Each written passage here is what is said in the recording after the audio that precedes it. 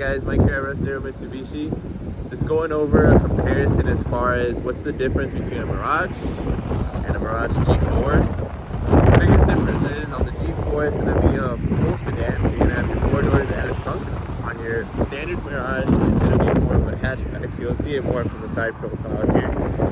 This one's more of like a hatchback. You got the sporty fin on the back, everything like that. Carbon fiber accents, all black wheels. On the G4, it'll cut off right behind the rear seats, and you'll have a full-size trunk here. Interior, safety feature-wise, they're going to be both equipped the same. They'll have cruise control, forward collision warning, Apple CarPlay, Android Auto. This one has a nice black and red interior. I'll go over to the Mirage G4 and see if you can see the difference.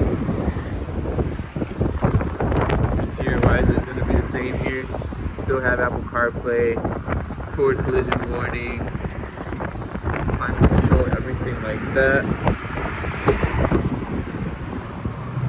And then on the front of the vehicle, the only big difference is that the Mirage G4 does come equipped with fog lights.